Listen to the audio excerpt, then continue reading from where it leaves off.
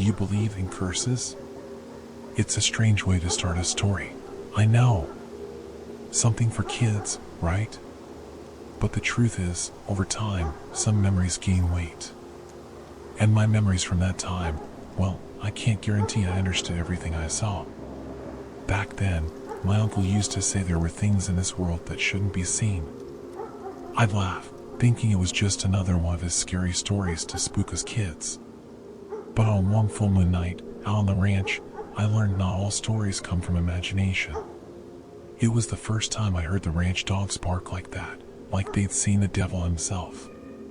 The cattle were restless, mooing into the dark early hours, and a chill ran down my spine. My uncle appeared in the kitchen, rifle in hand, his face marked by a fear I'd never seen before. Stay inside. And if someone knocks on the door, don't open it, he said firmly. I didn't even ask what was going on. He looked too serious, almost sweating. He walked out, disappearing into the brush, the glow of his flashlight swaying in the darkness. And I stayed behind, alone, every noise outside taking on a different weight, every second stretching longer than the last.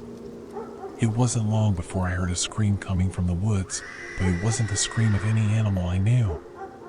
It was something between a wail and a human voice, distorted and loud, like a massive mouth trying to speak. The moment I heard it, a chill ran down my back, and I wanted to run. But instead, I froze, eyes locked on the closed door. My aunt, who'd been in the bedroom, rushed into the kitchen. She didn't say a word, just grabbed my hand and looked at me with a terror I'd never seen before. Occasionally, she murmured under her breath, clutching a crucifix. We stayed there, in the dark, just listening to the night, the sounds of the struggle outside, and those terrible screams. When the sounds finally stopped, the silence was so absolute it was even scarier. After a few minutes, my uncle came in. He was covered in scratches and blood, though he didn't seem hurt. His hand shook as he set the rifle down and looked at my aunt like he wanted to say something but couldn't. I stared at him, waiting for him to tell us what he'd seen, but he just shook his head and said, "It's gone." In the days that followed, everything seemed to return to normal. My uncle didn't talk about what happened that night, and my aunt only gave me silent glances, as if we were all wrapped in some dark secret none of us wanted to admit. But I knew something had changed. There was a strange tension in the air, and even the animals seemed more nervous, always on edge. Then, one early morning, when everything was quiet, the screams began again. A high, drawn-out sound that cut through the dark like a warning. This time, I knew it was closer.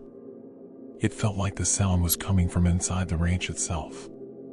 The dogs, who usually barked, now only whimpered, as if they knew there was nothing to be done. My heart raced, and I could barely breathe.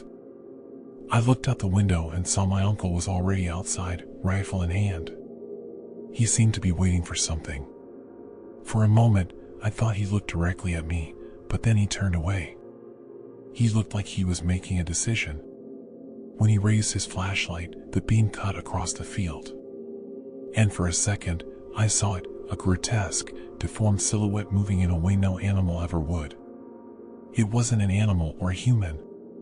It was like the creature was made of mismatched parts, something that shouldn't exist. And its eyes, they glowed brightly, reflecting the light of the flashlight like two embers in the dark. The creature stood still, just watching. My uncle shouted something, an attempt to scare it off, but it didn't seem afraid.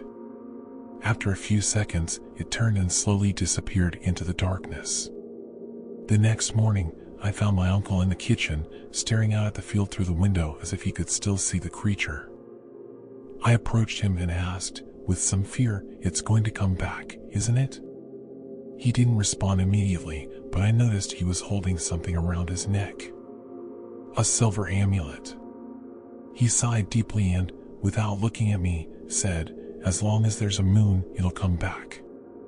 The following nights were marked by eerie silence. The ranch felt like a different place, as if it had been touched by a presence that was still there.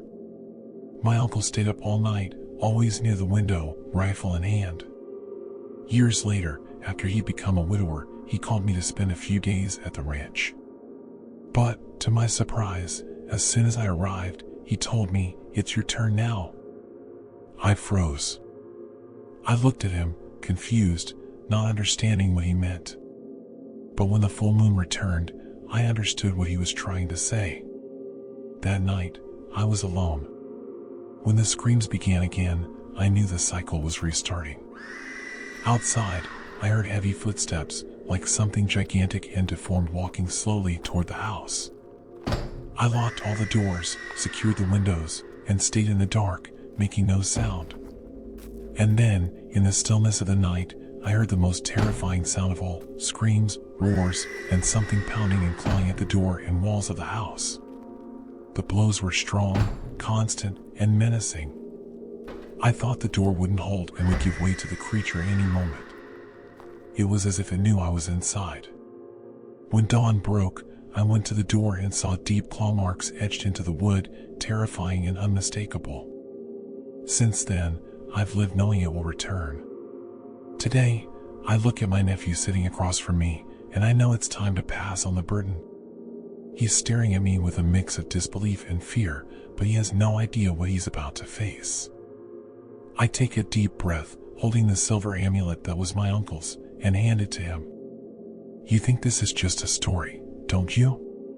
That I just want to scare you," I say, holding his gaze. He swallows hard but doesn't reply. "But you'll hear those screams. And when the full moon rises, and that thing starts pounding at your door, you'll understand."